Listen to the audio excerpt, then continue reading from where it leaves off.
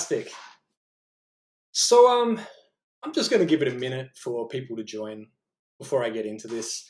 I don't want anyone to miss this. I have a lot of content that I've packed into a short amount of time, and I've left space at the end for a live Q&A. So hopefully right now Twitch should be notifying people on their devices and saying, hey, we're live, come join in, come join the fun. And hopefully this works as intended. I must say it's one of my first times experimenting with this, so I'm going to learn a lot from this. And yeah, look, I see some people have joined already. Fantastic. If you can post in the chat, just say hi. Let me know you're here. Let me know where you're from. Hey, Beeps615. I'm going to give it about one more minute before I get started here. I do have some slides and some other things that I'll be showing. But first, Aussie in Nashville. Hey, Jess Tomlins. Yes.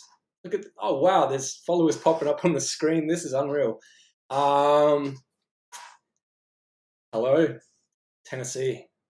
Beautiful place. Wow, this is unreal. Thank you for joining me. I didn't know if anyone was going to join, to be honest. Here we are. Hi from Ireland. Wow. Cool. Okay, so can everyone hear me okay? Is this volume good? Is the video okay? Not that I can do much about the video, but if the volume's good, then I can get started on this. Great. Yes. Cool. Let me just grab a sip of my soda here.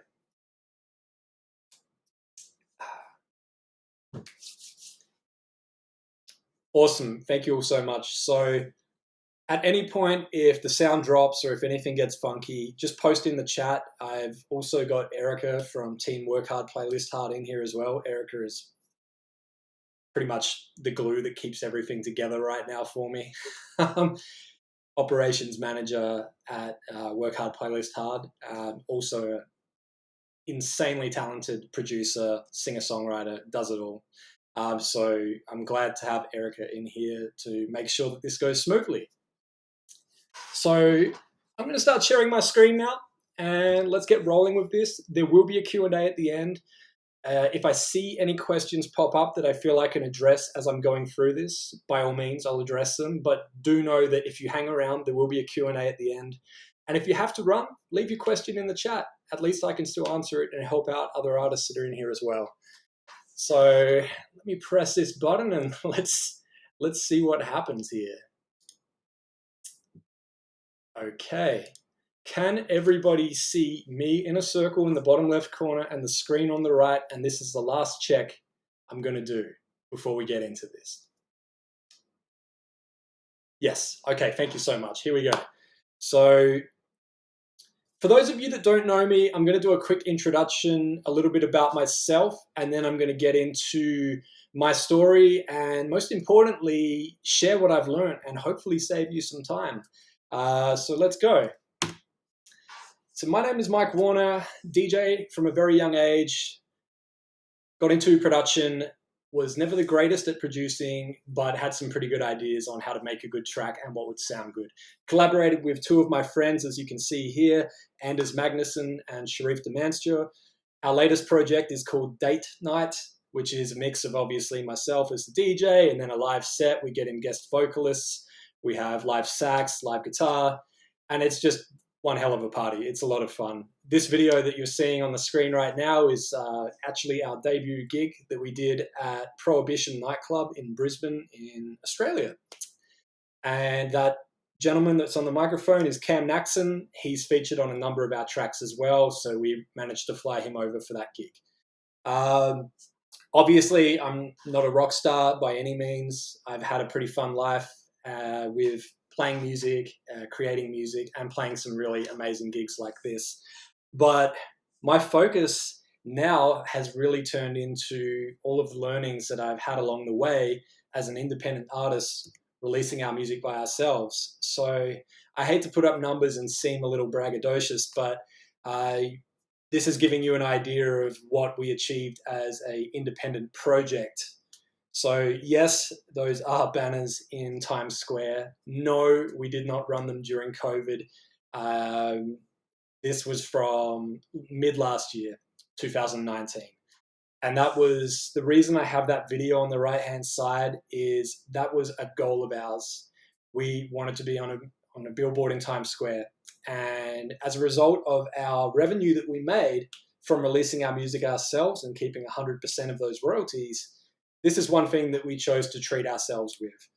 And what I'm sharing on the left here is just some bullet points of where we are at. I have to be honest, these numbers are accurate as of about March this year. So the numbers may be a little higher now, but just to give you an idea. So we started in September 2015. That's when we released our first track. We've been independent since the third track, and more on that later. But to date, pun intended, we have over 7 million total streams on our catalog on Spotify, which may be a very modest number to established artists, but to us, that's something we never thought we'd achieve in a lifetime. And it's something that I wanted to share because there's artists that are always talking about 100 million, 200 million, and I'm going, we were stoked when we got the first million. And it just keeps growing as our catalog gets larger. So far, we've had a total of 17 Spotify editorial placements, which I will show you in an upcoming slide. The streams across our catalog, 857,000 of those streams came from Spotify editorial playlists. 1.5 million of those streams came from Spotify algorithmic playlists, such as your Release Radar and Discover Weekly. And over 1.6 million of those streams came from the top 100 user-generated or third-party playlists. And they only from the top 100. So we've been added to tens of thousands of playlists by people who have a Spotify account and add our music to their playlist, which we're truly grateful for. That 1.6 million streams comes from just the top 100 that Spotify show within Spotify for Artists. Outside of that, of course, we have other streams that come from third-party playlists outside of that top 100, as well as artist radio, if you've ever started an artist radio station, and profile visitors, if somebody goes direct to that artist profile. And this section here would also include smart speakers such as, I can't say their names or they'll start responding to me right now, but if you have an Apple device, an Android device, or an Amazon device, you have one of those voice assistants in there that you have a conversation with, and you request an artist, that is being tracked as well. As you can see here, at the time of when I pulled these stats, we had over 85,000 third-party playlists on Spotify that we were added to. Now, that doesn't mean that all of these playlists had a bunch of followers and a bunch of listeners. There were some playlists where it could just be a user created their own playlist of music they listen to when they go to the gym, and only that user listens to that playlist, and once per month. So it does add up though. Jumping into the next slide, and a little bit more about the journey since going independent and what I've learned along the way. I wanted to shift my focus into education. I realized I could help myself and put everything I've learned into releasing music and get in a position to start making a very good living from that. But I realized that it wasn't that rewarding. Yes, I have friends to celebrate with, but I wanted to help other artists. And I've always encouraged artists to share what they learn with each other. So it didn't feel right to hold that back. So as a result, I wrote a book, which they flashed on the screen just before. I did a number of appearances at various conferences where I spoke. I've done a number of webinars, live streams. Fortunate enough to be on CNBC with John Fort a few years ago as well, which was just an unreal experience to actually be able to talk on TV to people that wanted to listen. So it's been a fun journey, but let's jump ahead to the next slide. I've already mentioned the book for anyone that doesn't know. Some people are here because of the book. Not a shameless plug, just letting you know. And what we're looking at right now is just a little bit more of a breakdown. This is what it looks like in Spotify for Artists if you log in on your computer. And if you don't have access, it's artists.spotify.com. And when you log in here, you will see where the streams are coming from as far as the playlists. I could have worded that better. And the number of unique listeners. So let's just look at Discover Weekly, for example. Discover Weekly, you can see right underneath the title, there's 10 songs. So this is our lifetime streams, by the way. So over our career, since we started for Date Night, we've had 10 different songs that have appeared within Discover Weekly. The total number of listeners that have been delivered to us from Discover Weekly is 435,000. That is 435,000 different people with their own Spotify account that have listened to at least one of our songs from their Discover Weekly. You can see the number of streams is almost double at 1.18 million streams delivered by Discover Weekly. So the reason for that is some people listen to Discover Weekly more than once. Some people listen multiple times. Some people leave it on repeat for the day. So it is possible to get more streams than listeners, absolutely. Jumping onto radio, as I mentioned, if you go to an artist's profile in Spotify, you start a radio station, or sometimes Spotify now are serving radio stations to you as well when you log in the browse section and a few other places. You can see the numbers that we've got from radio.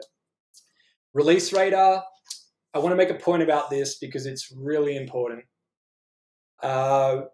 In Spotify for Artists, once again, artists.spotify.com, if you have an upcoming release, you log into artists.spotify.com, usually a few days after you've uploaded it to your distributor or your label has it scheduled for release, however your music is getting to Spotify. You'll see an option in there that says you have an upcoming release, and there'll be a button, I believe it's a submit button currently. When you click that, you'll have a short form that you fill out, and there's a number of reasons why this is important. One of them is you're tagging the song with all of this extra data that is attaching itself to that song when it goes into Spotify. So you are tagging the instruments used. You are tagging the genre. You are tagging does it have vocals? Is it an instrumental? Was it recorded live in a studio? Is it a cover song? All of this information so that from day one, it's in Spotify with the correct information attached.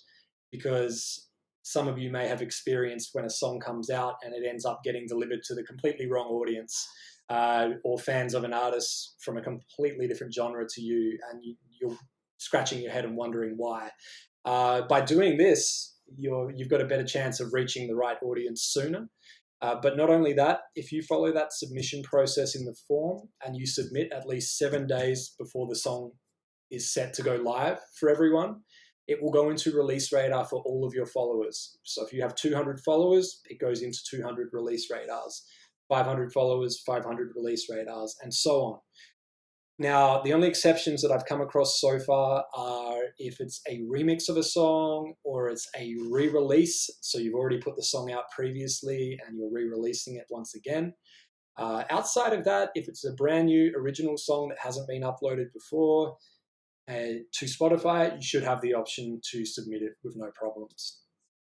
Your daily mix, this is a customized playlist for the individual listener. There are up to 6 of them available, and it will be based on your past listening habits. So for me, I have a daily mix that is old school hip hop and R&B. I have a daily mix that is punk pop.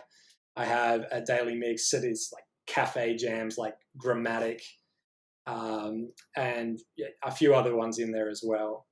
So daily mix is a great one, and the only way to get into that is over time, if you fed the algorithm correctly, which is a beast within Spotify, your music will slowly start to get served to people that they think may enjoy it. And not only that, but also people that have listened to your music before. So my daily mix comprises of a lot of songs that I've listened to previously and I've either given a thumbs up to or I've revisited and listened to. But it also serves me some songs that maybe I haven't heard before, which is awesome. The last one you can see on here is your top songs for 2018. This playlist is very straightforward. It shows you, the user, the songs that you listen to the most in that year. And so in this case, it's not saying that I listened to that playlist and gave myself 7,600 streams. It's saying that across all of the users that have this playlist, our song was delivered to a number of them, and out of them, 2,500 listened at least once, and we got 7,600 streams from that Your Top Songs 2018 playlist from the people it was delivered to. Editorial playlists. So I mentioned the submission form. It's important to know that the only way to submit music to Spotify editorial for consideration is artists.spotify.com. The amount of times I have people come to me and say, you must have a back way in, you must have someone you email or this or that. I wish. The reality is I do the submission form, and I do it, for me personally, I do it 4 weeks before the release. And I spend 10, 15 minutes checking and double checking it to make sure that there's no embarrassing spelling mistakes. It's a strong, compelling story in the pitch, which I'll get to, and all of the information is filled out correctly. And no, we don't get a win with every song we submit. No way. Maybe one in 5 songs if we were lucky. That being said, when Spotify first launched this submission system, they gave in a ratio, and don't quote me on this, but I believe it was 1 in 7 submissions were finding a placement somewhere at the time when they launched. And I saw a lot of artists saying, I don't think I'll get supported. And then I would say, just do it and prove me wrong. And a number of them actually came back and they actually were added. So if you think it doesn't work, fill out the form and you can still feel that way, but at least you filled out the form and you've given yourself that opportunity. So to give you an idea of these playlists, Pop Chill Out, Just Chill, Tropical Beats, and Dance Rising are human curated playlists. Weekend Hangouts is, as you can see there with the blue text where it says personalized, it is a personalized editorial playlist. What that means is everyone can see this playlist, everyone can follow it, but the music within that playlist is different for each individual user. So if you were sitting next to your friend right now and you both opened Spotify on your phone, you went to Weekend Hangouts, the music within that playlist would be different. There may be a few of the same songs, but it's not going to be the exact same playlist, and it will be different and tailored to the user. What's great about this is that my experience as a listener is people tend to hang around longer and listen for longer as well, and go back to these playlists because it does feel more like it's tailored to them or personalized to them. Getting onto third-party playlists, and I'm not just going to show you these and say, hey, this is what we got from them. In the upcoming screen, I've got their submission links as well. So, and of course, if anyone misses it, you can write in the comments and we'll paste it in there for you as well. But third-party playlists or third-party curators are anyone that has a Spotify account. They log in, they create a playlist, they drag whatever songs they want into there, they make it public. Anyone can follow that playlist, anyone can listen to it. Some of them get really big, and some people have developed their own brands out of it. Some people have just not given themselves, but basically acquired almost a tastemaker status as well. So what I'm showing you here is the top 5 third-party playlists that have delivered the highest number of streams for date night. And I did see somebody mention before, what is date night? It's my musical project with 2 friends of mine, and I'll get into that a little more later as well. But going from the top to the bottom here, the first 2 playlists are from Indie Mono. Now, indiemono.com, I do have an upcoming slide with more information about them, but completely, I believe it was 2013 they were launched, and the focus is on supporting independent artists mostly. And so what that would look like is it's Carlos Lopez Casani and Dan Fernandez who are behind Indie Mono, currently based in Madrid, Spain. They created Indie Mono to help independent artists to get noticed. And the way that they got people listening to these playlists to begin with was putting in a mix of established artists and known songs and sliding in lesser known artists or early stage independent artists in amongst them. So what would happen is you would listen and you would hear a song that you know and you recognize, you enjoy, and then the next song would play and you don't know it, but you still enjoy it. It's a great fit. And you would keep going. And it led to a significant amount of discovery. I'm not going to say who, because that's not really my place to say, but they've had some pretty well-known artists that Indie Mono was one of the first playlists they were added to. And I'm sure if you look into some interviews with them, you'll see the names of those artists as well. So once again, the number of listeners that have been delivered from those playlists, this is all time, and the number of streams. The next one down, I don't know why it's cut part of the name, but his full name is Christopher Matthias Kronberg Poluden, and he assures me that I'm saying his name correctly. So thank you, Christopher. And Christopher curated a playlist that was music that was getting played in Abercrombie and Fitch. And it actually got so popular that he found out that maybe a few stores were actually playing that playlist. And not only was the playlist starting to gain a significant number of followers because of the branding and the way it was curated, but it was also starting to get played out in some other locations as well. And I do have his submission link and details coming up. The next one is Date Night, ourselves, my project.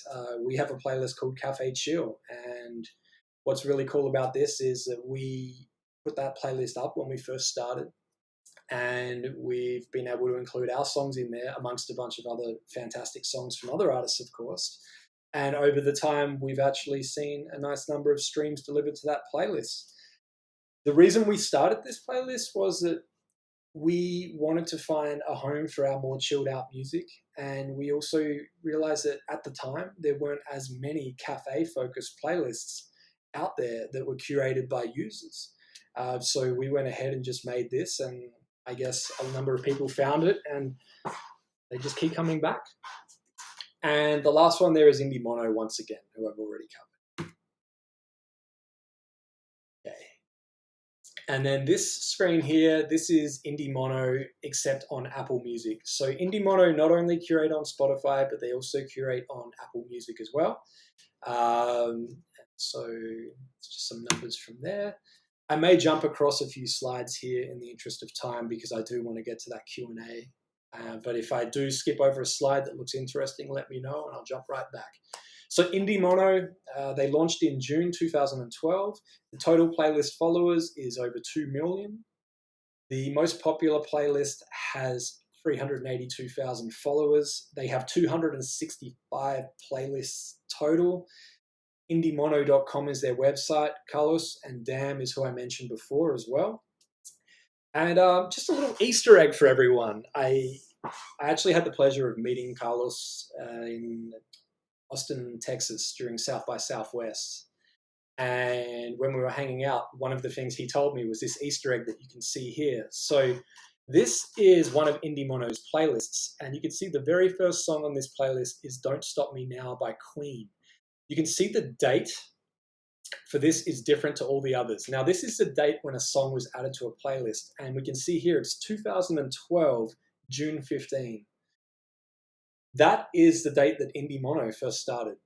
And I don't know how they've managed to do this without accidentally deleting that song and losing that date. But still, it is there. So a great little Easter egg. If you ever need to remind yourself when Indie Mono started, go to this playlist, look at the first track, look at the date it was added. And then I just bashed my mouse by accident.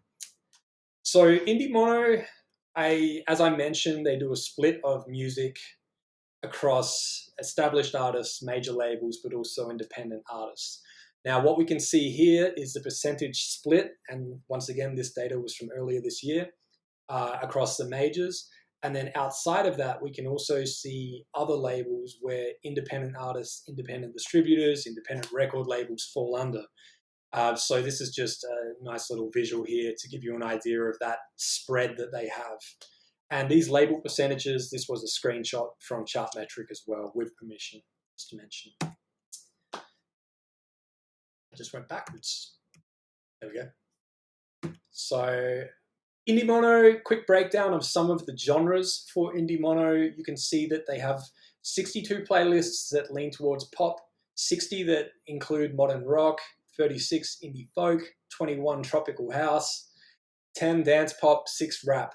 And if you have a look at that screenshot there, you can see a nice spread of genres. And obviously there's a number of other genres in between that they also do place. They have a playlist that is focused on a specific mood. They're not all genre focused. So there's a playlist of sad songs. There's a playlist of upbeat, happy songs where you could have pop, dance music, rock, anything that's upbeat and happy. So that's the breakdown of the genres there. And I'm going to stop pressing the wrong buttons here. Indie Mono, I mentioned their submission page. It's on the screen right now, indiemono.com/music- or -submit, exactly as it looks there. Their submission page is free. Some people have seen that they did start a Patreon account. The reason for that is they had people that said, I want to submit music to you. I want you to listen to it sooner.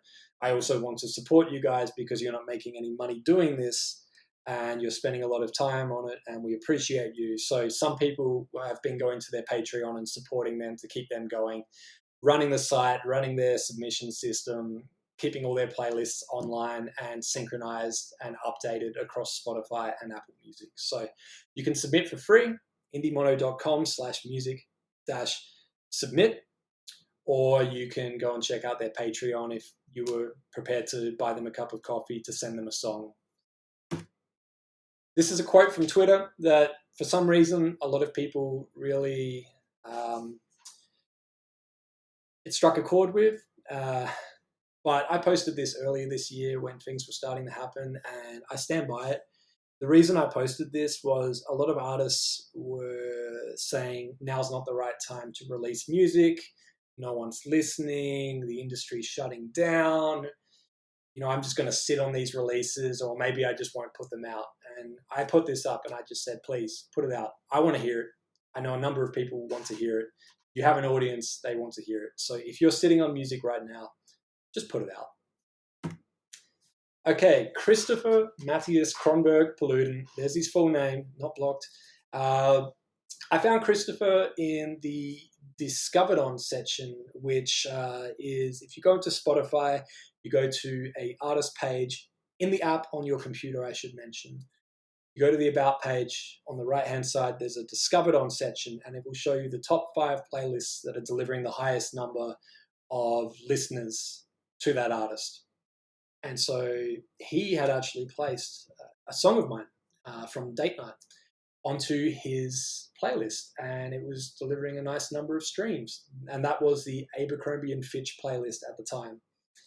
And so I did what most people would do and started typing his name in and searching him up, and eventually was able to find him, send him a message and just say thank you.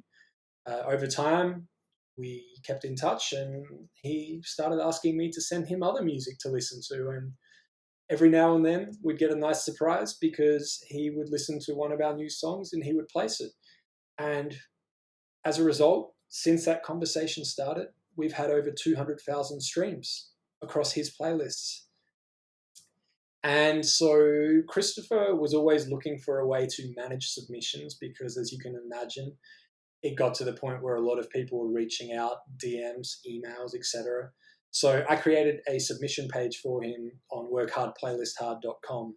And if you go there right now, there's a submit music page, and then there's a picture of Christopher, and you can submit music to him. And he did that so that he could free up his inbox and he could go back to focusing on other things that he likes to do with his time outside of listening to music, which is fashion. He's actually creating a number of things right now, which I don't feel right saying because he hasn't announced them, but his passion is fashion, and that rhymes. And outside of that, he loves listening to music and just loves curating playlists and finding other people that enjoy them. So, Christopher, you can submit music to him that way. Okay, friend activity on Spotify. So on the right-hand side, if you, once again, in the Spotify app you download onto your computer, you go to the view menu and you have, I think it's friend feed or friend activity. You have that checked and turned on. On the right-hand side, you will see a list of who's online, what they're listening to right now. I use this for a number of reasons, and I don't want to sound stalkerish, but what you can do is, let's say there's a curator that you think your music might be a good fit for, and you would like to do some research first before trying to reach out to them, which I highly encourage. Follow them, and when they're listening, as long as they're not in private listening mode, you'll see this in your feed on the right hand side. You'll see if they're listening to a track and an album, or if they're listening to a playlist, and within that playlist you'll see the actual track that they're listening to right now. So in this case, we can see here, if you can see my mouse, under Chill Your Mind, Night Rider is a playlist. Under Christopher, Guilty Pleasure is a playlist. If we look at Sam, Crash Talk is an album. So we can see exactly what they're listening to at that time. And I use this to see when they were listening to a variety of music, and then when they were listening to their playlist, to find the right time to reach out to them, to know that, hey, they're actively listening right now, they're actively curating. It wasn't always going to be a 100% strike rate, but it definitely helped. And I knew that it was an okay time to reach out. Tastemakers. So Tastemakers are early adopters of Spotify. When it first launched, they had a program and they actually had a Google Doc. It's been deleted, don't go looking for it. In the US, they had a Google Doc where if you had at least 10,000 followers on a playlist, you could fill out this form and they would look at it and potentially consider you to be a tastemaker. Now, as you can see here, Christian Garcia has that tastemaker badge. Tastemakers will be seeked out, and they could be radio programmers, they could be just a very strong curator with a user profile, but whoever they are, they have the ability to influence some playlists within Spotify. So without saying this directly, in my experience, people have seen that these tastemakers, when songs were placed on their playlists, it could potentially influence other playlists. So looking at this as if they were a blog, and that could lead to other things as well. Look at this as if you can get your music to one of these tastemakers, they place it in their playlist, it may get noticed by other eyes and other ears as well. Now, there is no way that I'm aware of to just go in and search for everyone that's a tastemaker, because you could imagine what would happen if that was the case. But I noticed this when I was looking, once again, similar to Christopher, I was looking at other people that were placing music, and I happened to see this on Christian Garcia's profile. And Christian and we originally connected, I believe it was Facebook. Yes. I sent a polite short message simply saying, I found your playlist, I've listened to it, I heard a song I like on there, I make some music that is similar and wonder if you have a submission process that I can follow. Very polite, very short. Got a response back almost instantly saying, hey, thank you so much. I don't actually have a submission process. I love hearing music. My laptop's broken, so I can't really do anything right now. I'm just on my phone, and it's really not that easy to curate on my phone. I said, no problem, and we stayed in touch. A few weeks later, another polite email just to see how his laptop was. And from there, we started to build a friendship, and Christian was open to hearing the occasional song from me, and I was fortunate enough to be able to send music to Christian. Fast forward to now, Christian was getting overwhelmed with people that were finding him and sending messages. And I actually offered to create a submission page on my website as well. And there's no there's no payment of any kind for this. It's just they wanted a page where people could submit to them and they could have all of their submissions go to one location that they can review. So, which I'm going to get to shortly about payola, but I don't want to get too into that just yet. This one is just a fun little tip.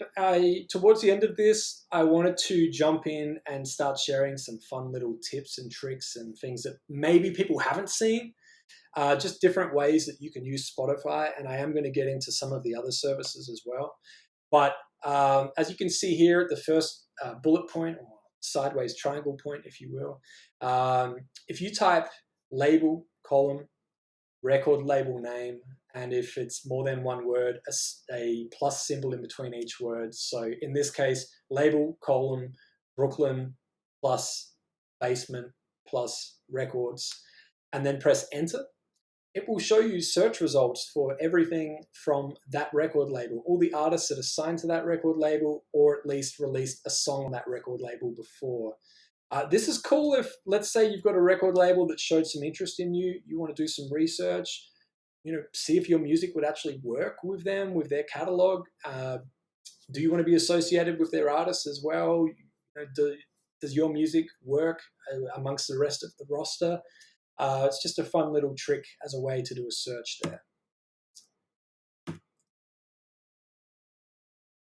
Now, this is just more on the curation side. I haven't really gotten into this, but I encourage all artists to create your own playlist. I'm not saying that you need to create a bunch of playlists because you don't have time to be curating all day, every day. But at the very least, there's 2 playlists that you should create. And the first one is a playlist of all of your own original music. And the reason for that is if somebody comes to your profile, discovers you for the first time, and they see a playlist of, here's all my original music, here's my catalog, here's everything I've released so far, and they go to that playlist and they press play, they may end up letting it play through your entire catalog. So one stream of each of those songs. Not only that, but they may start hiding a song in the process. They may start dragging other songs into their own playlists, and you control the order of that playlist as well.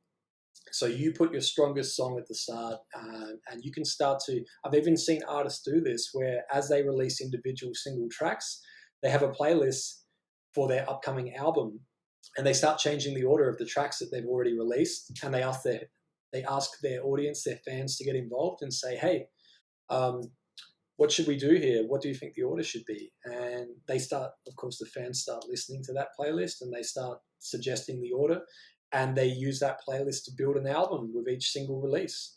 It's a great way to engage with your fans and get their feedback and their opinion. Just doing a quick check here to make sure everything is okay before we continue. We are. Fantastic. So getting to this screen, the playlist on the right-hand side is that Cafe Chill playlist by Date Night that I mentioned.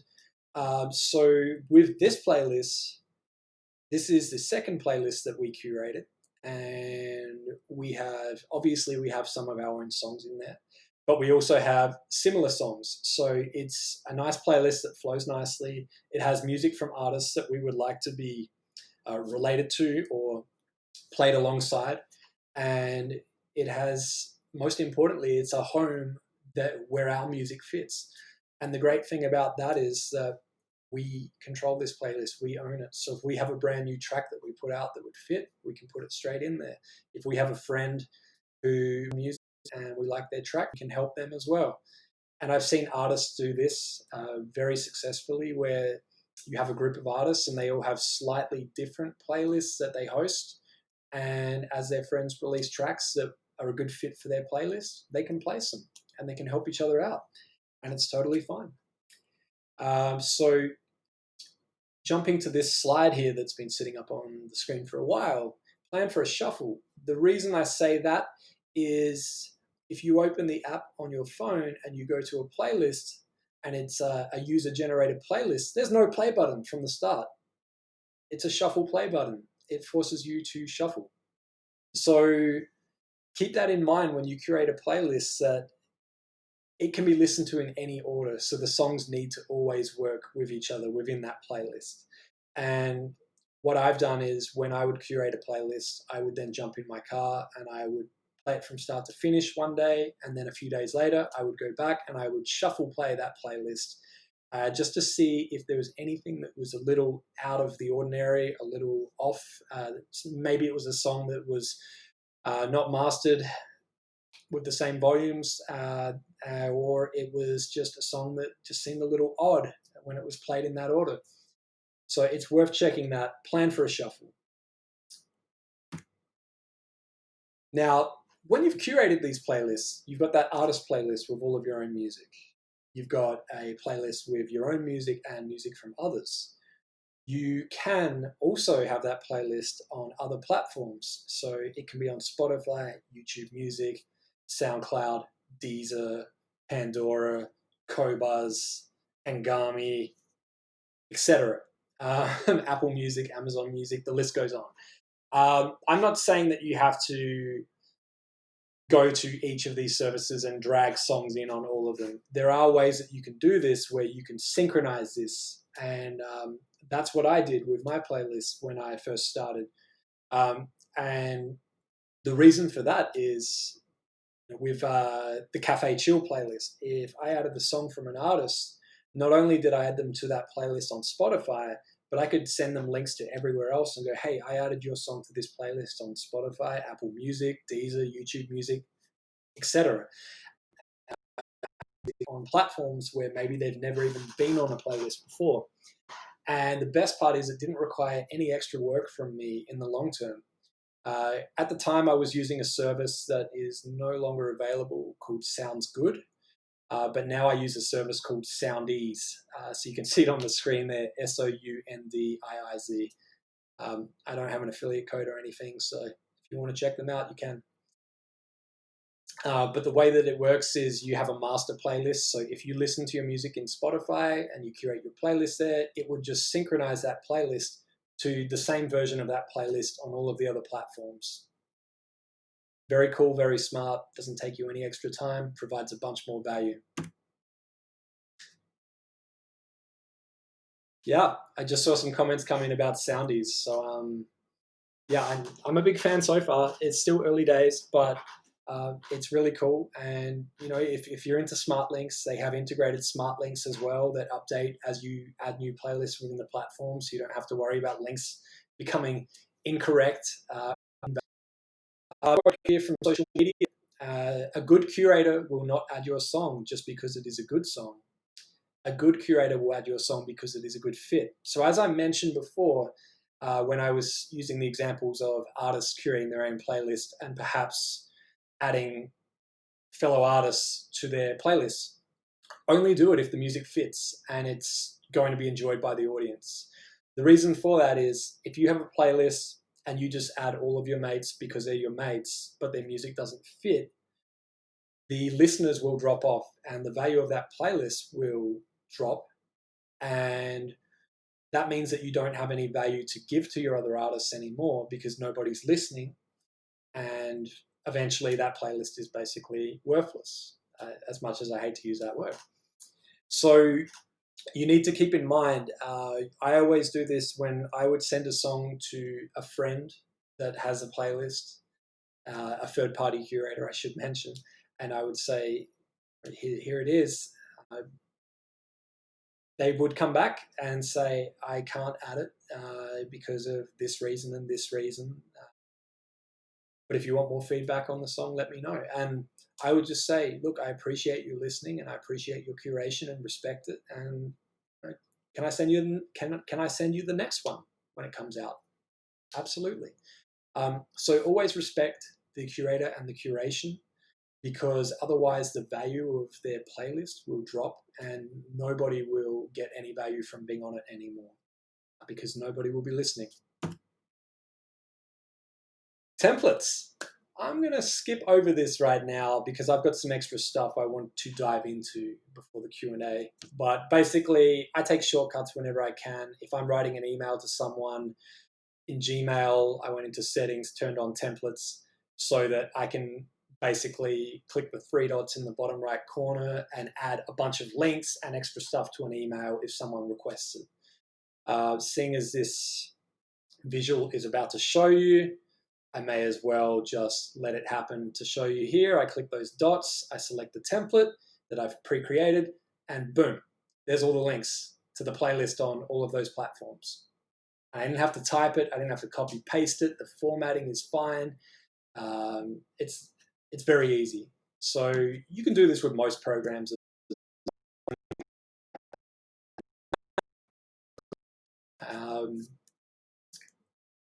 Okay, I did mention payola, paying to get on playlists, and playlists that are poorly curated that people won't pay attention to anymore. And this one really, some people may have come across one of these before. And I'm just using the movie soundtrack as an example. It could have anything in the title. In this case, this playlist in particular says it's the Moana soundtrack. And you can see here the songs at the top of that playlist. There is no way that 50 Cent in the Club, Soulja Boy, Crank That, Kanye West, All Falls Down, Dr. Dre, Snoop Dogg, The Next Episode was in the movie Moana. This playlist is just an example of some of these playlists out there that are misleading. And while I personally enjoy the song selection on there, I wouldn't be hanging around, because if you were to scroll further on that playlist, there was country music, there was pop music, there was rock music, there was just this weird mix of music. Even entire albums were dumped into that playlist as well. And it was, as you can see, it runs for 9 hours. And it's just the weirdest mix of music I'd ever heard. The reason I showed that is there are playlists out there that are not well curated and sometimes will charge people to be on that playlist. Now, this one in particular that is screenshotted, don't come at me, user 121358911619, if that is your real name. I'm just using this as an example, but there are people that have been told, hey, pay and go on my playlist and you get all these streams. And I understand it sounds good. It sounds tempting. As an artist, you do anything you can for that exposure, and getting your numbers up sounds like a good thing. Paying to get those numbers up, it's not going to help you in the long term. What happens is a lot of these playlists are just being played on an iPod Touch strapped to a wall in a factory somewhere, and they're just playing on loop all day. And what that means is all of those listens are coming from one location, and all of those listens aren't actually people listening. So let's say you paid to get on a playlist, or you paid for streams, and they came from what's known as a bot. Your numbers, yes, they would go up. Your stream count would go up. Your monthly listeners would go up. But the second you get removed from that playlist and that is over, you're going to plummet right back down to where you were before, and you've got a lot of rebuilding to do.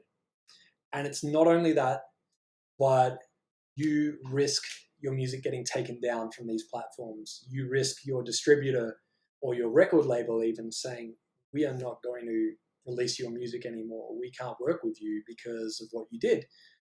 And I get a number of people saying, what's wrong with it? I'm just paying to boost my numbers to make me look better. People do it on social media. They buy likes and followers. And I say, well, that may be true, but when you post on social media, you're not getting paid by how many people go to that post and look at it. Whereas when you're on a streaming platform, you are getting paid a little money.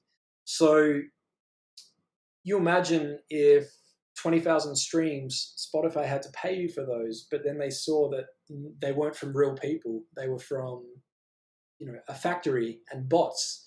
They're not going to pay you that money. So you're actually not going to make money from those streams because they don't have to pay you. And your music can get removed. And then you now have to start over again completely, and you might have to find a new distributor and a new record label. I could go on all day about payola, but I just have to point that out. Okay, I'm jumping into this from my book because I had a number of people bring this up to me and question me about this. It's what's known as the YouTube follower hack. So the way that this works is, and it's not a hack, it's not anything bad. What you're doing is, instead of reading all this text here, the gist of it is you grab the URL, the link to your YouTube channel, and then at the end of it, you simply add what you can see on the screen here, which is !sub_confirmation=1 at the end of that URL, and it will look like this URL below. Now, what happens is by just adding that little bit at the end of that URL, when people click on it and go to your YouTube channel, it will immediately come up with this pop-up. And they've come to your YouTube channel to visit you, number one. So it shouldn't upset too many people. Shouldn't. But it gives them one of two options. They can either click the subscribe button and subscribe to your YouTube channel, or they can click away from this or click cancel. They're still on your YouTube channel. And I found that this has actually worked really well. I had a number of people questioning me about this and how to do it. So I figured I would just include this in here and share that as well. But very simple, youtube.com/your username, and then question !sub_confirmation=1. And I don't expect you to write that down that quickly. You can obviously go back and watch the replay of this after as well. Or maybe take a screenshot. Actually, there you go. So this is pulled out of my book. So you screenshot this, you would have half of one of the pages of my book for free. You're welcome. But I'll give you about 5 more seconds to pull out your phone, take a picture of that, or take a screenshot if you would like as well. And Counterpart Music, thank you for including that in there for everyone in the chat as well. Love it. I'll be honest, I haven't been able to look at the chat because I was scared of getting distracted. Okay. Now that YouTube hack, similar for Twitter. And I'm not going to read this one out because it's a little longer, but it's on the screen. So once again, and this is going into the next edition of my book, which I'm drafting right now. So we'll get to that in a minute. But this isn't in the first edition of the book. So for those of you that have the book, I didn't actually get to include this because I didn't get to test it. But taking your Twitter username and this URL will do very similar to what we saw before. So take a picture of this screen, take a screenshot, whatever you want to do. I will do my best to copy and paste this as well, and it will be in the next edition of my book. The only thing you need to know on here is between screen and name, it's an underscore. And where it says date night music, that would be your Twitter, that would be your Twitter username. And that's what it looks like. People click that link and yep, once again, it goes to your Twitter page, but it prompts them, would you like to follow this person, or would you like to click outside of this window and just look at their Twitter page? That's as easy as that. And at the end here, I got to be honest, I added this 2 minutes before this started, and I think this is the last slide, and it's very small. The reason I put this up is Pandora is a music streaming platform based in the US, and chances are whoever your record label is, whoever you distribute with, your music is available on Pandora. They have a submission system similar to Spotify for artists. It's getting your music listened to by someone within Pandora, getting it tagged correctly, and making it available to more listeners. And I wanted to screenshot this form to show you, this is the entire form. This is how short it is. So for anyone that says, it takes too much time, it really doesn't. This form can be found at submit.pandora.com. And you'll see here up the top, you add your first name, last name, you add the UPC for your release, which you get from, once again, your label or distributor. Every single release has a UPC. Whether it's a single EP, album, compilation, etc. And then from that, you type in the artist name, you choose the release title. So if it was an album, you would choose the song from that album that you would like to submit. And then down the bottom here, you check the box and you submit, and it's as easy as that. So I just wanted to do that to bring attention to another platform and a very easy way for artists to fill out another form and give themselves more opportunities. One cool thing about Pandora is it doesn't have to be upcoming songs. It can be a song that was released in the last year. So if you have a song that came out September 2019, you've still got time to go back and submit that with this form. And for all of the other songs that you've released since. So go and do that, and it's submit.pandora.com. Holy shit, we made it. Okay, now I'm going to turn off this screen share, go full screen and chat and start reading this chat here, and let's do a little Q&A. Wow.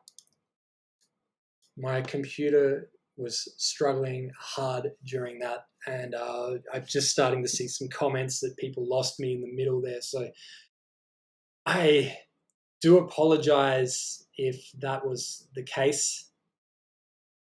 It's okay with everyone. I'm just going to have a sip of my soda here and just have a quick look at the chat to see what I've missed.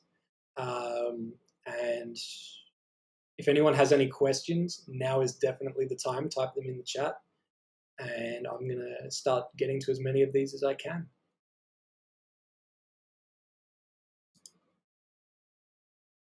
Okay. Wow. I love the fact that as I was talking and saying these links, I can see people were typing them in the chat. Thank you so much, because I don't have time to also be copying and pasting all of these. And people have been answering questions for me in here as well. This is amazing. Yep, so it looks like there were questions about the Spotify for Artists app. Yep, artist.spotify.com is the web version. You can download the app on your device, the Spotify for Artists app. It's free. And some people may have heard that there was a website. It was analytics.spotify.com. That was the label version for record labels. And that has since been not taken down, that sounds dramatic, but they've merged it. And now everyone is using artist.spotify.com. And what's cool about that is there's extra features that have started coming in as a result. One of the features that I really like is your roster, which when you're on the website version only, by the way, artist.spotify.com, on the left menu where you can see your artist name and other artists, down the bottom it says your roster. And you click that and it shows you all of the upcoming releases for all of the artists that you have access to. So if you're a small label or you release music under multiple projects, or your mate's given you access to check out their stats and help them out, you can see all of those upcoming releases in order. And it will also have the option there next to those releases, it will say pitch. And that will be where you click the pitch button to fill out the submission form that we mentioned with Spotify for Artists. I should mention as well, I did talk about Spotify a lot in this because a lot of the questions are about Spotify. Amazon Music have their own for artists application as well. It is artists.amazon.com. Now, be careful. If you go to artists.amazonmusic.com, it's an information site and there's no login and it's basically an FAQ. So you need to go to artists.amazon.com. And they have an app as well, Amazon Music for Artists. Deezer as well. Deezer have their own app called Backstage, and you can request access at backstage.deezer.com. Pandora have their artist marketing platform, and you can get access at AMP, which is amp.pandora.com. Who am I missing? Apple Music, artists.apple.com. And yeah, the list goes on. So I'm going to keep scrolling down here as well. Okay, I see a question in here. Do you think there's a point in waiting for label signing right now or just self-release? I mean, look, the way I see it is I don't think anyone should wait unless they absolutely have a reason to. If somebody goes, hey, we're working on this deal for you, can you hold off releasing the song? Sure, you've got a reason to. But if you're just shopping the song and it's not getting anywhere, try self-releasing. The worst thing that could, it's probably not, but one thing that could happen is you release the track, 2 weeks later, somebody reaches out to you and says, hey, really like your track. We'd like to sign it. We'd like to release it. We'd like to offer you this. And if you say yes, you would take that song down. Any money you made from those streams in that 2 weeks, you would get, and the song would come back up again and be re-released through the label or the distributor or whoever offers you that deal. So unless you have an actual reason, just put it out. You can always pull it down and put it out through someone else if they give you an offer you can't refuse. So yeah, just put it out, in short. Yep, seen some good interaction there with self-release. See a few people loving soundies. Yep, it's a really cool tool. Looks like the audio was breaking up a little. Oh no. I hope that wasn't for too long. Any hacks like the YouTube subscriber hack, but for Instagram? Not that I'm aware of. None that I'm aware of for Facebook or Instagram. I mean, geez, anything that comes to mind. I mean, a lot of people would just be old school and do the old, follow so that you can DM us, so that you can enter a competition, so that you can get a special download link or whatever. Basically, an incentive to follow. And as I just got a follow on here as well. Thank you so much, Henry Hu Wilson. I got to shout out all these followers in a minute as well. So much going on here. So yeah, if I find out about any Instagram hack, I'll definitely let you know. Let's see what else we've got. Question, is it okay, actually, let's see if I can put these up on the screen. No, I can't. Okay, question, is it okay to keep submitting songs that were previously released like a year ago, and how many playlists should we submit to before seeing results? I've tried like over a dozen and haven't had any success. I'm assuming over a dozen songs and not over a dozen playlists. Yeah, look, I mean, no one's going to get mad if you are submitting music that was released earlier, if it's allowed. Spotify will only allow you to submit upcoming releases that aren't yet released, and they will only allow you to do it if it's the first time that song is being released and it is an original first time release, not a remix. Some remixes will still creep through, but they don't have to put it into release radar. And obviously with any EDM DJs in here, you may be familiar with releases where they have 15 different remixes for one song. And well, I guess what was happening was people were releasing a different remix each week and submitting it for release radar, and just there had to be some kind of a cutoff for that so that it wasn't abused, I guess you could say. So yeah, look, I'd say keep submitting, but also, as I mentioned just before, places like Pandora, if you've released 5 songs in the last year, go to submit.pandora.com, submit them. I mean, you'll get some extra listeners out of it because your song will be available to more people. What I guess a lot of artists don't know is when you use a distributor, let's say you are independent, you're using DistroKid, CD Baby, or the likes, they send your song to Pandora and it's there. But when you fill out this submission form, it's almost like the second step to complete the process, where someone at Pandora, instead of just opening the floodgates, they go, okay, let's listen to these songs first because these people have filled out the form. Let's tag them correctly. Let's see, maybe there's a place for them on some of these radio stations because we've tagged them correctly. And if you've used Pandora, you know that it serves music through radio stations. That's where the bulk of their listeners have come from over the years. So, there's options like that. And yeah, I'd say if you released a song a long time ago, one thing that people have done as well is they might go and give it a fresh master and they might re-release it, and they may get the option to actually submit it because it's treated as a new release. I'm not going to say that's definitely going to work, but it doesn't hurt to try it if you were going to re-release it anyway. Let me keep looking here. can you revise your recommended tag categories? I'm assuming that might be if that's referring to genre tags. Um, yeah, I'm just gonna assume, and correct me if I'm wrong here. So with Spotify, there's what's known as fans also listen to. It used to be related artists, and it may change again to fans also like or something else. But essentially, it's artists that if people listen to you, they're also a number of them are listening to these other artists. Some people were finding that they were way off, and it was concerning because they said, "Hey, here's all these heavy metal groups, but I'm country rock. This is weird. Are we reaching listeners of Metallica when we should be reaching listeners of country rock music, tailgate music?" So I have seen some people that over time it has corrected itself.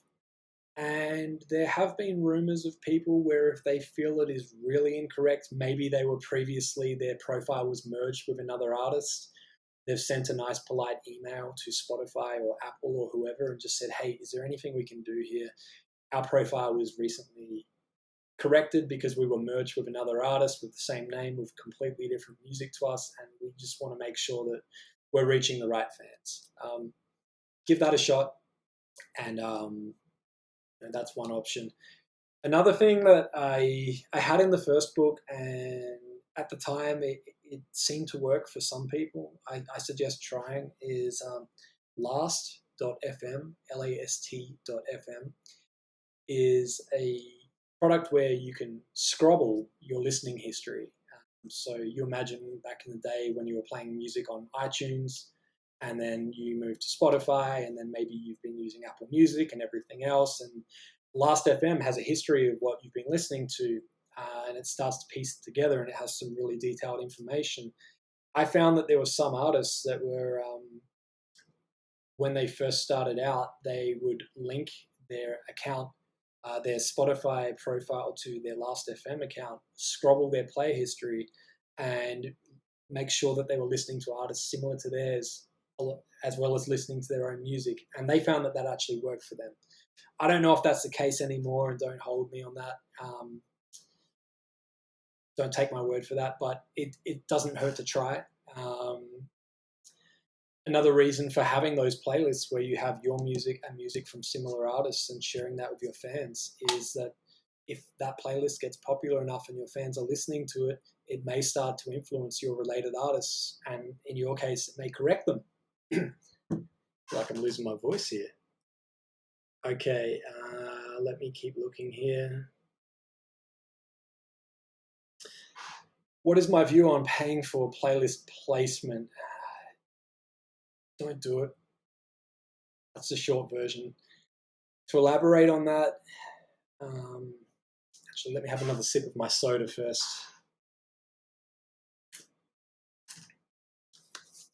My view on paying for playlist placement.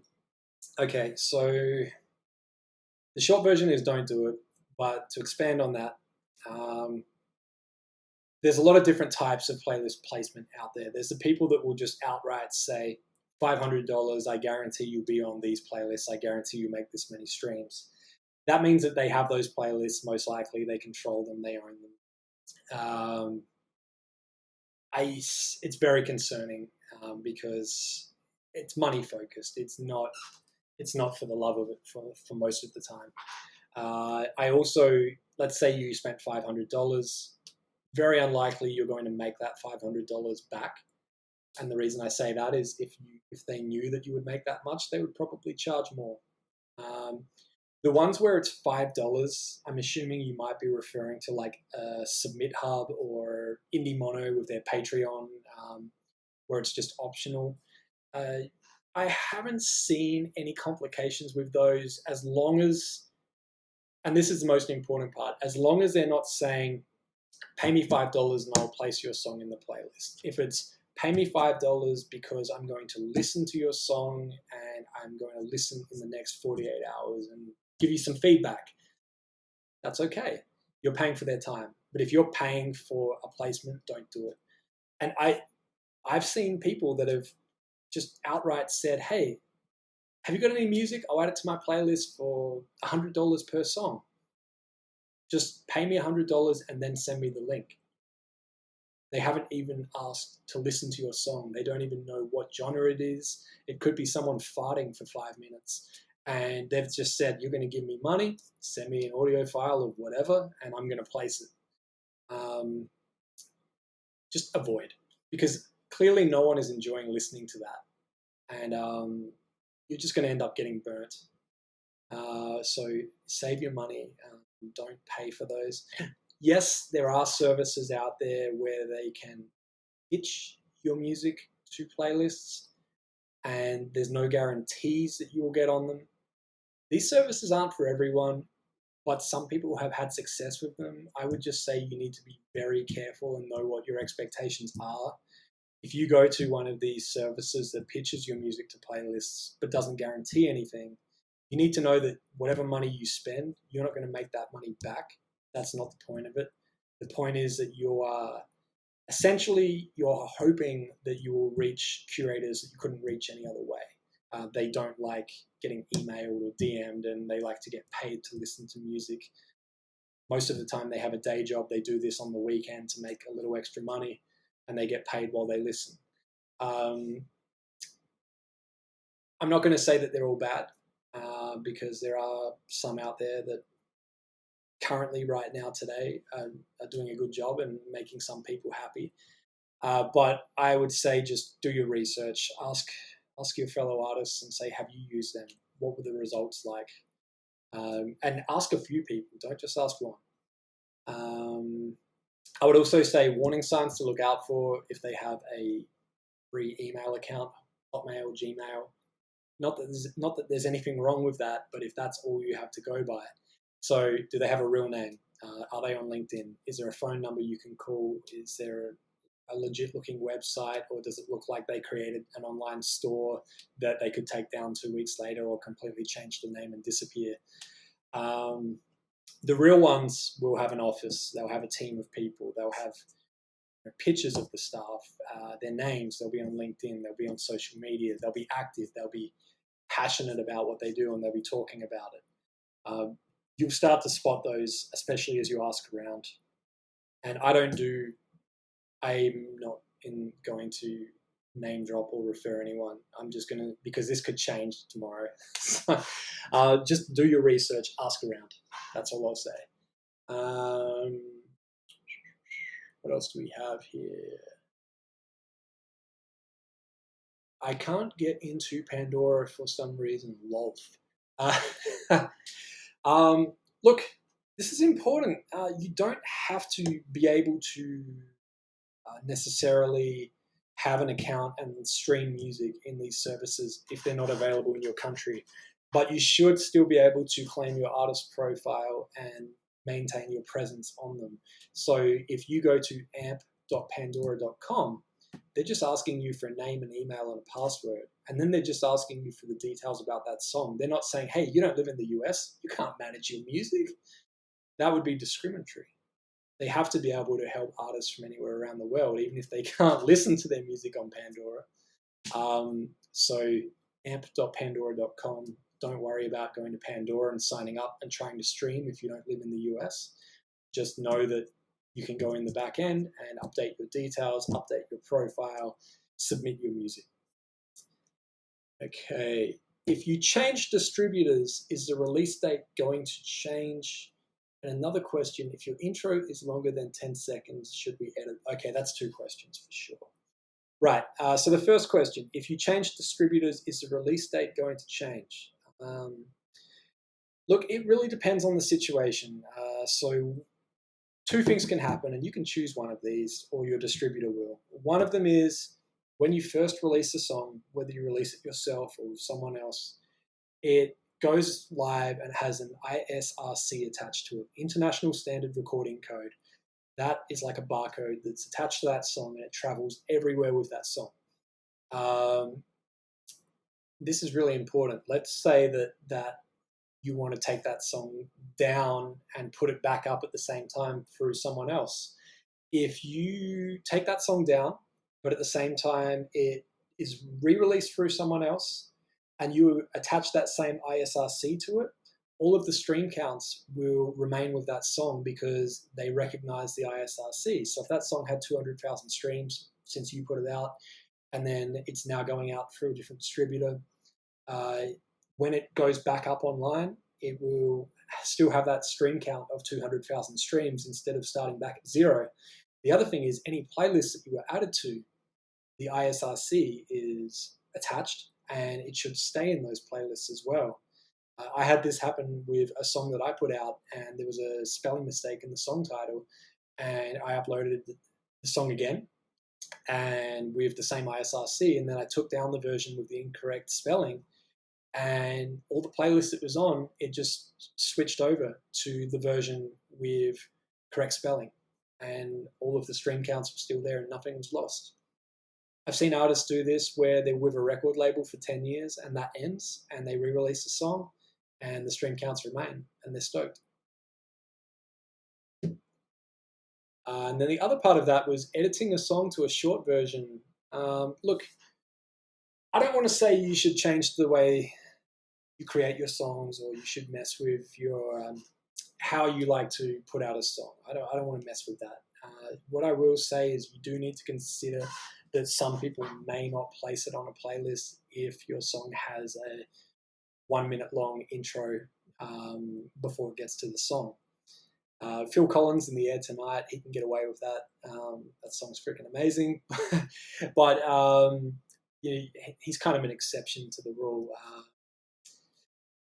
I guess what I've told people, and this is just a suggestion, I'm not saying do this, but if you're concerned that you're not getting as many playlist ads because your song has a long intro or a long outro or has it talking at the start or whatever, have two versions of the same track. Have the full long version as you created it, as you wanted to put it out to the world. Then you can also go and have the shorter version. And one could be the original mix or the album mix. The other could just be the song. And put them both out and see what happens. I've done that with my own releases. What I would do is the short version, I'd never call it a radio edit because this is streaming music. It's not radio. So that's obsolete. So I would just use the song title itself for the short version. And then what I would do is for the longer version, it would be extended version. For the fans that want to listen to the full extended mix. And that's worked really well. And surely enough, most of the time there are more listens to the shorter version. But you can release both, so why not? Let me see what else. Wow, I'm trying to keep up here. This is mind-blowing. Best way to grow playlists as a curator. Best ways to grow playlists as a curator. I could tell you all the wrong ways because I made a lot of mistakes over the years. I tried everything. Gosh, let me see. I'll tell you the right things to do instead. That I believe would still work. So once you've got your playlist, let's say you have 100 songs on there, and there's always arguments about how many songs. And I say, look, anywhere between 40 and 100, depending on the playlist and what it is. You know, if it's a chill out playlist, you don't want it to run for an hour. People may want to chill for half the day or longer. But if it's, just, I don't know, banger o'clock playlist, 1 hour of bangers on a Friday afternoon, it's a short playlist. But what I would do is once you've got that playlist, I would try and get the email addresses for as many of the artists that you've added as possible, or reach out to them on social media, or reach out to their management, or whatever you can do, and just a very polite short message that says, just letting you know I love your track, I added it to my playlist. Here's a link if you want to check it out. Some may not respond, but some may say thank you. All it takes is one or two to go to your profile, follow you, maybe retweet it, or post a link to the playlist, do an Instagram story swipe up, and that can really help, especially, if you have a number of artists on there, it can add up quickly. And artists will send their audience to a playlist if their song is on it. It doesn't have to have 100,000 followers to send people to that playlist. It could be yours. So you won't know unless you try, and it's harmless, and you might develop some good relationships. Some of those artists may also curate their own playlists, and that may open up the door for you to send your music to them as well. Okay. Radio only listen to the first 20 seconds max. If nothing happens, they move on. Have a radio edit and your full track. Yeah. If you are sending it out for play, always make sure your track is labeled with your name and track name, and don't send the track in the email or use an accessible download link. Yeah, good points. When you're sending a track, unless somebody specifically says attach the WAV file or attach the song to the email as a file, don't do it. Just have a link where they can easily go at their leisure and download it or listen to it and preview it. I always feel like less is more. And for me personally, I can't speak for everyone, but I always say the shorter the message, the quicker the reply. So if you send me a quick text, I can reply instantly. It's easy. If you send me a long-winded message, that goes into the I'll get to it later basket, because I go, okay, this requires more attention. This requires me to think about this and write something back with the same amount of text. So, the same goes with emails, DMs. If you can get there quicker, like, you can still be polite, but don't overload people. I see artists send full, press kits, high resolution photos, attach the WAV file, all of this extra stuff. And I look at this email and it's just overwhelming. You just want to say, hey, everyone's different, but for me, I would just say, hey, look, just give me the Spotify link and I'm good. I'll listen to it, and if I like it, I'll do what I can do. All right, I see we got a Pandora support in here as well. Fantastic. What's next? Do you think it is worth adding tracks to playlists that are collaborative on Spotify? This is a great session. Thanks. Well, thank you. I mean, yes, if it fits, absolutely, it's not going to hurt. As long as you have permission. If you just happen to stumble upon a playlist that is collaborative, that was posted somewhere on social media and maybe wasn't intended for the general public, I'd be very careful, because they see your username, and they may not take too kindly to you just adding your song in there. But if it's a collaborative playlist where somebody's posted on social media, like, I encourage anyone right now that wants to go into Spotify, create a new playlist, right click on it, make it collaborative, post a link in here, and if you want to give everyone in here permission, they can go and start dropping their tracks in. Have fun with it. But as long as you've got permission, I don't see any problem with it. But if it was a collaborative playlist of jazz and you make hip hop, unless it's really jazzy instrumental hip hop, I probably wouldn't drop it in there. But yeah, I don't see any problem with it at all. Is it easier to get on a playlist, on an official Spotify playlist, if you have more followers, or is it just down to the curators? Look, everyone has different opinions on this when this comes up. Honestly, I feel like the follower count isn't as important. I feel like social media isn't as important. I feel like we know it has to be about the music. We can get past talking about the quality of the music. But I feel consistency and monthly listeners and seeing growth is important to everyone. And what I mean by that is, you put out your very first track, you might be stoked, think it's your best work yet. 2 tracks later, you look back and go, wow, I've developed and grown so much more since then. And they would see that too. They would see you grow. They would see you get better with each track. And you've got a story that you've developed and you've been consistent. I think that is more important. So, I see artists that will do a track and think it's their best work yet, and you know what it is until the next piece of work that's your best work yet. just keep putting that music out and staying consistent. And that doesn't mean you have to release a track every week or every month even. If you can only put out 2 songs a year, put one out every 6 months. If you can put out 4 songs a year, put one out every 12 weeks. They see that. And what should happen is with each song, it has its own opportunities to get noticed. It can go into release radar. Roughly 12 weeks later, I find that sometimes they go into Discover Weekly as well. And there's other opportunities that can come up. It can go into Daily Mix for some of your fans and things like that. So, yeah, that was kind of a long-winded answer. And I'm going to take another sip of my soda here as I'm losing my voice. And I'm going to read the next question. Do the plays of tracks on Instagram and Facebook stories also get included on Spotify streams? No. Okay, so this is a good thing for everyone to know.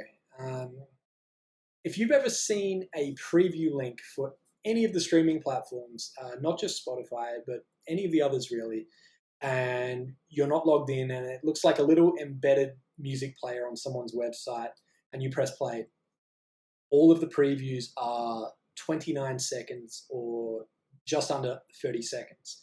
The reason for that is anything longer than 30 seconds counts as a stream and you get paid for that. So if you listen to my song for 32 seconds, I get paid for that. If you listen for 28 seconds, I don't get anything. So when you're looking at Instagram and Facebook stories, it's less than 30 seconds for most of them.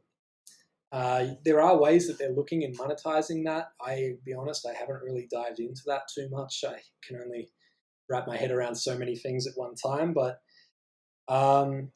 one good thing about Instagram stories that they've just started doing is Instagram are verifying artists and linking their music to their Instagram profile. This is a slow rollout, by the way, so you can't go and get access immediately for this. But let's say your song was in an Instagram story and somebody heard it, they liked it, they would tap or swipe and it would show the artist, and then they could tap and go directly to your Instagram page and follow you, the artist that made that song, from someone else's story. So that's great, but also there should be a link up the top that will take you to listen to that song somewhere else where you can listen in its entirety or for at least 30 seconds and get paid from that. I'm not sure what happens if somebody does a video where your song is used for more than 30 seconds in a Facebook video or IGTV or things like that. But let's keep an eye on that. And if somebody finds out, let's share it and help each other. There's plenty of room for us all to succeed and win. So share what you learn. What's next here? Wow. How many singles should you release before releasing an album? Many as you like. The more the merrier. The reason I say that is touching back on what I said before. Let's say your album is going to be 10 songs, because albums tend to be shorter now. Please somebody blow my mind and do a 20-track album. I would love you for it. But if you release each track as it's finished, as a single, each track has its own opportunity to shine. And it has its own opportunity to get into release radar, get into playlists. Ideally, you grow more followers between each release. And so by the time the album comes out, you've already got these songs out that have started to get their own stream counts. You've got far more followers that are ready for it, ready to listen. As I mentioned with the ISRC, when you release each track, treat it like a barcode that's attached to that track. Let's say 5 of the tracks from your album you've released previously, and each of those tracks had 15,000 streams each. The day that your album comes out, I'm going to do some really bad math here now. Basically, the day that your album comes out, those 5 tracks would already show a count of 15,000 streams on release day. And people their minds would be blown. They'd be going crazy going, wait, hold up. How have 5 of your tracks already got 15,000 streams each? Your album just came out today. And it's like, well, I put the ISRC in when I uploaded the album.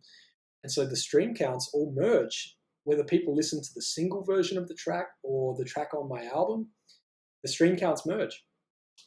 The other benefit of this is if you have the same ISRC attached to the track, you won't have multiple instances of the same track. And what I mean by that is you won't, let's say you've got a track called Pineapple Cup. So you released Pineapple Cup 1 year ago and it has 15,000 streams. And then you released Pineapple Cup today, but with a different ISRC. Still the same Pineapple Cup, but just a different ISRC on there. What would happen is this one would have 0 streams and this one would still have 15,000. And there would now be 2 of them floating around, getting their own different play counts. But if you use the same ISRC, 2 versions of the song become 1. Magic. I've never explained it that way before. That was fun. Oh, man. I really hope everyone's still there. It makes me nervous when sometimes my computer sounds like it's going to launch off into outer space. How does pre-save help with Spotify streams? Oh boy. Okay, so I like to explain it like this. Back in the day, you would go into a record store and some of you might grab a brown paper bag and you would write your name and phone number on it and the album that you would like to order. And then you would come back on release day and that brown paper bag with your phone number on it, somebody's called you, that record would be in there and you have that and it's yours, paid for, you take it home. What happens is all of those sales on that day, at day one, would count as immediate sales that would push that song to the top of the charts essentially, or that release, that album.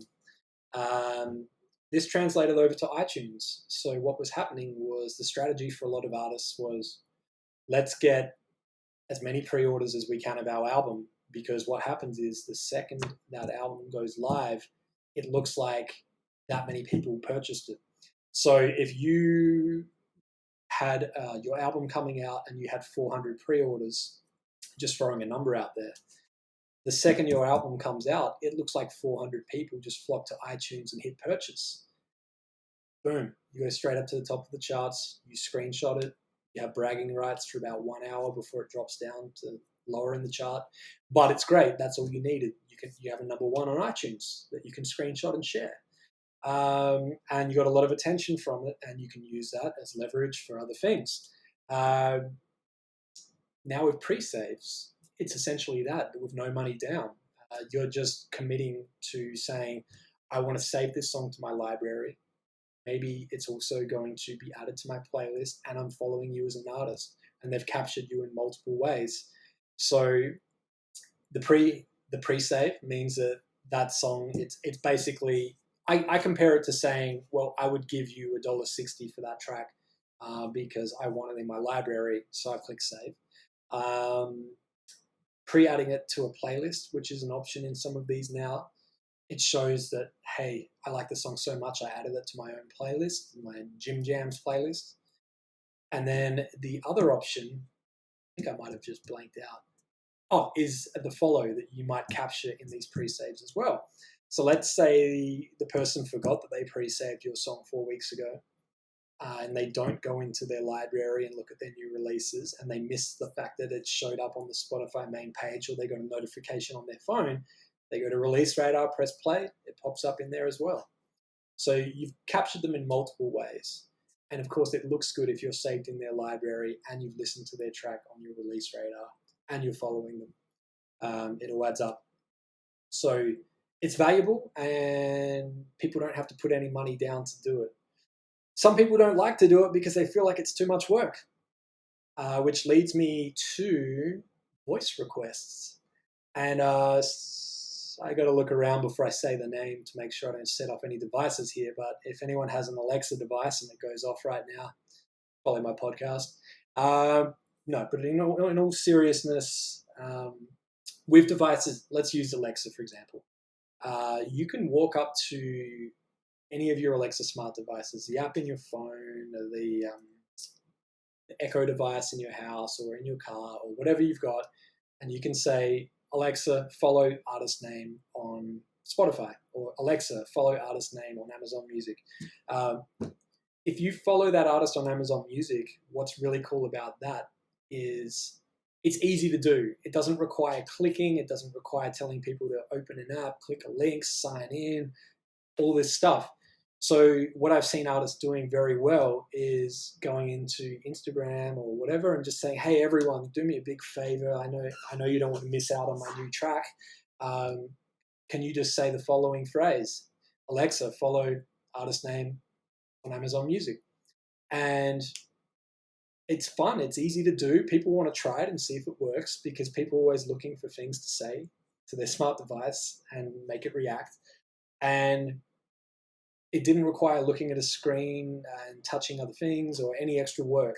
And then what happens is when that song comes out, they get a notification in their home, in their kitchen, in their lounge room, in their bedroom, wherever they have these devices. And the ring color will change on that device, for one, because they have notifications. And when they first engage with that device, whether it gives them their daily briefing that's scheduled or whether they just say, "Alexa, what's the weather today?" At the end of that, she can say, "You've got a notification, by the way. Did you know that Artist X has a new song out? Would you like to hear it?" Yeah. Like, you've just shot right to the front of the queue and you've made it so much more exciting for your fans. And you haven't told them to do anything else other than just a simple command. Thank you for joining me. And yeah, there's a lot of cool stuff like this. I mean, the reason I really started getting into the voice side, and I'll be honest, I've been having a lot of fun experimenting with Amazon Music and Pandora in particular, is because of the fact that I don't like staring at a screen for too long, pressing buttons, typing on my keyboard and things like that. I have, my headphones in my ear when I go for a walk, and I don't even have to look at my phone. I can actually leave my phone at home because I got a smartwatch. And I've still, connected, and I can simply use my voice to change the playlist to listen to a different artist. I can even say, follow this artist, add this artist to my playlist. What song is this? The list goes on. So I really feel like in the future, that's the way it's going to go. And, it's a good idea to get your fans to know how to pronounce your band name because it's only going to get bigger.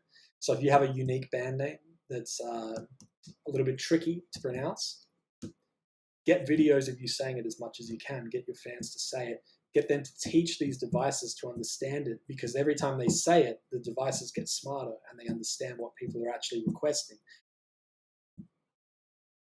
Do it. Technology is amazing. Wow.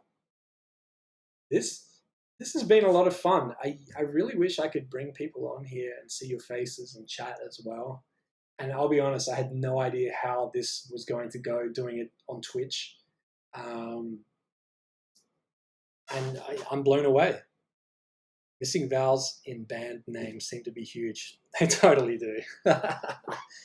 But you know what? It doesn't matter how it's spelt. You just need to pick the pronunciation and tell people and stick with it. If date night was DVTENVGHT and we just said date night, then it's fine. I'm so glad it isn't. That would be confusing as hell. But this isn't new. Back in the day, if you wanted to get your music on radio, the best thing that could happen is the radio host, once your song had finished playing, they would back announce it and they would say, "That was a new song by artist X." And that would be how people would find out who that song was by. We didn't have Shazam and we couldn't ask our smart devices at that time. So we had to listen. And I never forget the feeling of hearing a song and just falling in love with it. And then the host would not announce what song that was at the end. I'd call the radio station. It would be the only way I could find out what that song was. Eventually, we got track logs on the internet, and I feel like I'm showing my age here. But yeah, look, I'm going to wrap this up in about 5 minutes.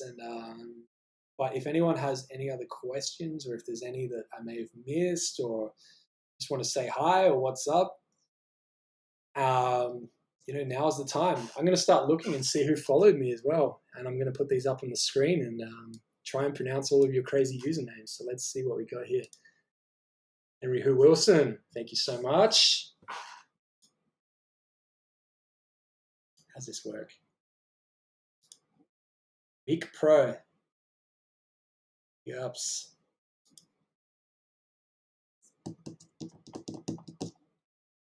Marina B Music.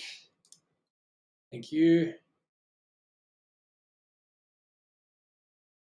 Counterpart Music. Thank you so much. And then I hope I say your name correctly when it pops up. Irenka style. Irenka. I wish someone could correct me here because I really don't like saying names incorrectly. First time I meet somebody, that's what I do. Okay, let me have a quick look at this chat. Andrea, thank you so much for tuning in. Do I do consults? I took a break from them for a long time. I did. I had to focus on creating the online course and the book, and now writing the second edition of the book, and not letting down date night with music releases. And I still have a day gig as well, and I follow dogs on social media. So I got a lot on my plate right now, but I am going to start offering again, and I wasn't really planning on putting any plugs in here, so I'll just put the website, and if anyone wants to know what I'm doing, check it out at your leisure. But I'm going to start posting a few links in here now, and I don't know if this will work or not, but let's see. So we've got workhardplaylisthard.com is my online school. I've got 2 courses on there right now. One is very, very, very short. It's an introduction to playlists for anyone that just says, what the hell is a playlist? It's free. And you can do it in 5 minutes, maybe 10. And it's just an overview of the types of playlists that are out there. Very basic stuff, but it's great for anyone that's new to it, just to get an overview of the world of playlisting. And then I have a in-depth course on there where I go into the artist tools that are available from the likes of Deezer, Amazon Music, Pandora, Apple Music, etc. Obviously telling you stuff that you may already know, where you can get access to them, what you can do with them, but then I go a little deeper into that. And I was trying to find these little golden nuggets that they don't tell you in their FAQs, and they're a little harder. You need to do a little more digging to find. And then just explaining it in my own way, to really encourage artists to go and get that presence on all of these products, and where these opportunities are that they didn't know about, submitting to editorial being one of the biggest ones, and claiming your artist profile, making sure that you've got a home for listeners. You could be on a music service that is not available in your country, but you could still have a number of fans in another country listening to your music on that service. And if you just simply go in there and have a presence, say presence, I mean a photo, a bio, links to your social media, they can engage with you. And who knows what that could lead to after this. You might be able to get back out there and play some shows. You might have 5,000 fans in another country and you didn't even know they existed. So that is on the school, workhardplaylisthard.teachable.com. Then you've got workhardplaylisthard.com, which is, I noticed somebody in the questions before said, where is that submission page that you mentioned for Christopher and Christian and Indie Mono? So you can find all of that at workhardplaylisthard.com, and the blog, a bunch of posts, links to the podcast as well. The podcast is called Streamline. Every episode now is less than 4 minutes long. I just get to the point, unlike today, and just give you what you need as quickly as possible so that you can get back to doing what you do. The last one is askmikewarner.com, which is just more about just me specifically. I'm really pleased with how this turned out. I was hesitant about having a website about myself, but there's a lot of stuff I do outside of just having a book about playlists. So I really wanted to set up that presence so that people know what else I do. I noticed some comments in here about automation and things like that. I'm all about that. If you can get the same thing done with the same quality, with the same amount of quality in less time, do it. I really enjoy teaching people how they can do that and how they can save themselves those repetitive tasks that don't need to be done manually anymore. And outside of that, of course, coaching and other things. But yeah, look, that's it. I want to thank everyone for joining me here today for this. The replay is going to stay up on Twitch, I believe, for 2 weeks. And then by then I might do another one and we'll pick some extra topics to cover. And we can dive into them. Question, do I have Twitter and Instagram? Share this, pass it on? Yeah, please do. My Twitter and Instagram and